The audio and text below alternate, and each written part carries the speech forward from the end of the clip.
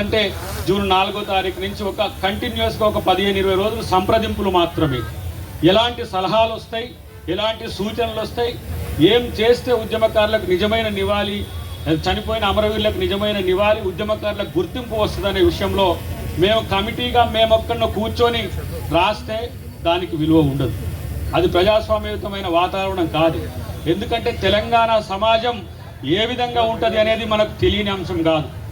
నువ్వు మంచి చేస్తే మంచి అని జయ కొడతారు, నువ్వు చెడు చేస్తే అదే జనం బండకేసి బాస్తారు. కాబట్టి ఈ చరిత్ర ఉంది కాబట్టి నిజాయితీగా ప్రజాస్వామ్య స్ఫూర్తితో ఈ కమిటీ పనిచేయడానికి ఒక కార్యాచరణ రూపొందించినవి ఈ 2-3 రోజుల్లో అది మీకు ప్రకటించే అవకాశం ఉంది. దాంట్లో పొన్నం ప్రభాకర్ గారు, కోదండరామ్ గారు, తర్వాత నాతో పాటు శోభన్ రెడ్డి గారు, రాముల్ నాయక్ గారిని ముఖ్యమంత్రి గారు నియమించింది. అది క్యాబినెట్ డిసిషన్, వారు క్యాబినెట్లో తీసుకున్న డిసిషన్. అంటే అది చట్టబద్ధమైన అది ఒక కమిటీ. కాబట్టి మీరు అక్కడ ఒక నోడల్ ఆఫీసర్ ఉంటే ఆ నోడల్ ఆఫీసర్కు మీరు నేరుగా ఆఫ్లైన్లో మీరు మీ యొక్క వినతులు ఇచ్చుకోవచ్చు. మీ యొక్క ఎవరెవరైతే మీరు కొట్లాడిందో అన్నీ కూడా ఆఫీస్ అవర్స్లో మీరు అమరవీరుల జ్యోతి కింద ఉంటుంది, దాంట్లో మీరు అప్లై చేసుకోవచ్చు. ఒకవేళ ఆ రూపంలో కాకుండా ఆన్లైన్లో కూడా వెబ్సైట్ ఒకటి ఓపెన్ చేయబోతున్నాం. ఆన్లైన్లో ఓపెన్ చేసే వెబ్సైట్లో మీరు కంప్యూటర్ ద్వారా కూడా మీ యొక్క వివరాలను ఇవ్వచ్చు. ఏది ఉన్నా కూడా మొత్తం అన్నిటిని సంగ్రహించి ఆ పేర్లన్నింటినీ కూడా చివరి ఉద్యమకారుని గుర్తించేంత వరకు కమిటీ పనిచేస్తుంది. ఇక్కడ మీకు డౌట్ వస్తుంది, చివరి ఉద్యమకారుడు గుర్తింపుడు అంటే ఎట్లా 2028-29 అని వస్తుంది. అప్పటి వరకు పొడిగిస్తారా ఏంటి అని కాదు. డెఫినెట్గా ఇది త్వరితగతిన ఈ కమిటీ యొక్క నివేదికను ప్రభుత్వానికి సమర్పించే ప్రయత్నం కమిటీ చేస్తున్నది.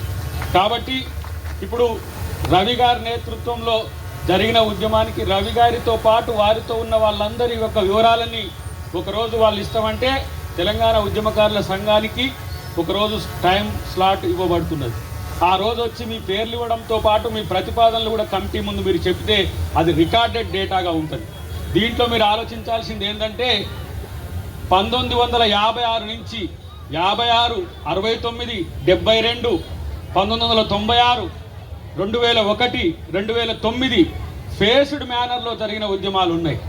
ప్రత్యేకించి మనం చూస్తే 1969 చాలా ముఖ్యమైన భూమిక ఉన్నది. వాళ్ళ రికార్డ్స్ కూడా లేవు. ఆ రికార్డ్స్ మీ దగ్గర ఎవరి దగ్గరనన్నా ఉంటే ఉద్యమకారుల సంఘం దగ్గర ఉన్నా కూడా అది నివేదించవచ్చు. ఉద్యమంలో ఉండి చనిపోయిన వాళ్ళ వివరాలు ఉన్నా కూడా మీరు ఇవ్వండి. ఎందుకంటే మొన్ననే సాంస్కృతిక శాఖ నుంచి వారి శాఖ నుంచే 9 మంది రచయితలకు, కవులు, కళాకారులకు 1 కోటి రూపాయలు ఇల్లు వాళ్ళు ప్రకటించింది. దాంట్లో జరిగింది ఏంటనేది మీకు చెప్పాలి. ఈరోజు బండి యాదగిరి గారు ఉన్నారు. బండి యాదగిరి గారు కుటుంబము గుర్తింపు లేదు. కుటుంబం చివరికి వెతికితే ఆయన మాకు చుట్టమే తేలింది, తుంగతుర్తే. అంటే ఉద్యమకారులు ఎంత నిజాయితీ, డబ్బు కొరకని కాదు, ఈ త్యాగం చేసింది తెలంగాణ కొరకు చేసినాం. కాబట్టి అలా గుర్తింపు కోసం మనము దేబేరించనక్కర్లే, మీ హక్కు అది. మీరు మిమ్మల్ని గుర్తించడానికి కమిటీ వేసింది తప్పితే మీరు ఏ పోరాటాలకు అయిన మమ్మల్ని ఇప్పుడు 10 సంవత్సరాల పాటు కేసీఆర్ను మమ్మల్ని గుర్తించమని ఏమైనా అడిగిండ్రా? పెట్టనోని కాడ అడిగేది ఎందుకు అనుకున్నారు? రేవంత్ రెడ్డి గారు కమిటీలో పెట్టింది కాబట్టి నువ్వు పెడతానన్నావు కదా, నువ్వు ఇయ్యమని అన్నారు.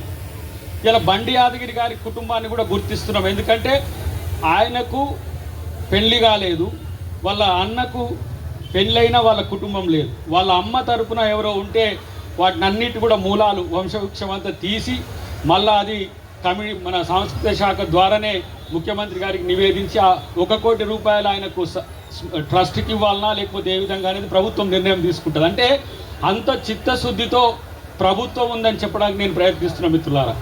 ఇక 2-3 అంశాలు చెప్తే పెద్దలు మాట్లాడేది ఉంది కాబట్టి మీరు ఎవరో ఏమంటారు రెచ్చగొడితేనో ఎవరో ఏదో చేస్తే వాళ్ళ మాటలు వినకండి. నేరుగా మీకు కమిటీ సభ్యులు ఉన్నారు, ప్రభుత్వం తరపున మంత్రులు ఉన్నారు, మీరు వాళ్ళని సంప్రదించవచ్చు, వివరాలు ఇవ్వచ్చు. కాబట్టి దాంట్లో ఉద్యమకారులకు ఏంది సరైన న్యాయం చేస్తారో లేదో, చేస్తారని నమ్మకం ఉందా లేదా అని కొంతమంది మాట్లాడుతుంటే చూసి కమిటీ వేసిన తర్వాత మీరు కమిటీ ముందు చెప్పే హక్కు మీకు ఉన్నది కాబట్టి ఆ అవకాశాన్ని వినియోగించుకోవాలని ఒక చర్చ అయితే, డెఫినెట్గా నేను అంటున్నా, ముఖ్యమంత్రి గారి ఆలోచనలో ఉద్యమకారులను ఇప్పుడు మనం గుర్తిస్తే జీవితకాలం వాళ్ళు ఉద్యమకారులుగా తెలంగాణ రికార్డులో ఉంటుంది. ఇప్పుడు వచ్చిన ప్రభుత్వం మేము కొన్ని చేసినాం అనుకోండి, రేపు వచ్చిన ప్రభుత్వం ఇంకొన్ని చేస్తుంది, ఇంకా రేపు వచ్చిన ప్రభుత్వం ఇంకొక చేస్తుంది. కానీ తెలంగాణ కొరకు పోరాడినోని చరిత్రలో ఉండాలి. తెలంగాణ కొరకు పోరాడినోని చరిత్ర లేకుండా చేయాలని చూసినోనికి కూడా చరిత్ర లేకుండా చేయాల్సిన బాధ్యత ఉంది. ఇలా మా రవి అన్నాడు, దయాకర్ అన్న ఒక వెలుగు వెలిగిండి ఆ రోజున అంటే, ఎస్, ఉద్యమం కోసం మనం అందరం ఏ విధంగా వెలిగినాం. రాజకీయాల కోసమో అవకాశాల కోసం ఎప్పుడు వెంపర్లాడలే. నన్ను సోనియా గాంధీ వాళ్ళ ఇంటికి పోయినప్పుడు నన్ను చూసి చిన్నపిల్లగాను నా కాంగ్రెస్ పార్టీలో జాయిన్గా అన్నది. ఆమె పేరు చెప్పినా నేను అమ్మ పిలిచిందని పోయినా, పోగానే నాకు టికెట్ ఇచ్చిండ్రు వాళ్ళు. నేను ఆమెకి ఎరకలేదు, ఆమె నాకు ఎరకలేదు. కానీ కేసీఆర్ కనపడలే. మనం కేసీఆర్కి ఏం చేయలేదు. కేసీఆర్ పార్టీని కాంగ్రెస్లో కలపడానికి కూడా ఆయన ప్రయత్నం చేస్తుంటే మేము సహకరించినాం. ఆ విలీనము ఏంటిది, దాని పేరు ఏమంటారు, ఆయన మధ్యవర్తిత్వ శల్య సారథ్యం. అది సంధికి పోవాలను, సంధి కుదరకూడదు. ఆయన బీజేపీతో కలిసిపోవాలనుకున్నాడో, ఆయన స్వార్థం కోసం ఏం చేసిండో కానీ కాంగ్రెస్ పార్టీకి ఆయన దోకా ఇచ్చింది, కానీ ఉద్యమకారులు ఎవరు దోకా ఇయ్యలే. ఈరోజు కాంగ్రెస్ ప్రభుత్వాన్ని తెచ్చింది కూడా ఉద్యమకారుల పాత్ర ఉంది. తెలంగాణ ఇచ్చింది సోనియా గాంధీ గారు తల్లి అని చెప్పి నమ్మి ఇలా ప్రభుత్వాన్ని మీరు ఏర్పాటు చేసిండ్రు. మీ యొక్క రుణం తీర్చుకోవడానికే ఇలా రేవంత్ రెడ్డి గారి ప్రయత్నం చేస్తున్న విషయాన్ని మీరు గమనించాల్సిన అవసరం ఉంది. మాకు అవకాశాలు డెఫినెట్గా రేపు వస్తాయి. పిడమర్తి రవి గారు యువకుడే, మేము యువకులమే. రేపటి తెలంగాణలో యువకుల నాయకత్వం డెఫినెట్గా బహుజనుల నాయకత్వం ఉంటుంది, యువకుల నాయకత్వం ఉంటుంది. పోరాడినోని పాత్ర తప్పకుండా ఉండదు అనే విషయాన్ని మీరు గుర్తుపెట్టుకోవాలి. మీ ద్వారానే ఉద్యమం యొక్క అస్తిత్వం రగులుతున్నది. ఇది తెలంగాణకు మంచిది. తెలంగాణ ఇది కోరుకుంటున్నది కూడా. ఈరోజు ఇక్కడికి వచ్చి తెలంగాణ అస్తిత్వం మీదనో, తెలంగాణ ఉద్యమం మీదనో, తెలంగాణ ఉద్యమకారుల మీదనో, తెలంగాణ యొక్క సార్వభౌమత్వం మీదనో, లేకపోతే తెలంగాణను ప్రశ్నించే ప్రయత్నం చేస్తున్న మిత్రులకు నేను ఒక విజ్ఞప్తి లాంటి హెచ్చరిక చేస్తున్నా. తెలంగాణ ఎప్పుడూ నివురు కప్పిన నిప్పే, గుర్తుపెట్టుకోండి. తెలంగాణ పేరు మీద ఎంతమంది పోరాడిండ్రో అంతమంది ఇక్కడ జరుగుతున్న రాజకీయాలు చూస్తున్నారు. మీరు సామాజిక దాడి చేసినా, రాజకీయ దాడి చేసినా, లేదంటే రేపు ఇంకో రూపంలో ఏ దాడి చేసినా తిరుగుబాటు తప్పదనే సమాజం ఇది తెలంగాణ సమాజం. ఇక్కడికి వచ్చి ప్రతి ఒక్కరు తెలంగాణ యొక్క ఆత్మగౌరవం, నేను ఒక మాట అంటున్నా, ఇప్పుడే పిడమర్తితో అంటున్నా, తెలంగాణ ఉద్యమకారులు ఏర్పాటు చేస్తామంటే మీడియా ఇక్కడ లేనే లేదు. ఇది ఎవరు చూపించాలి? ఇది ఈడ సబ్బండ వర్ణాల యొక్క ఇవాళ రిప్రజెంటేషన్ ఇక్కడికి వస్తే నీ తెలంగాణ అస్తిత్వ మీడియా ఏడ ఉందని మనం అనుకోవాలి.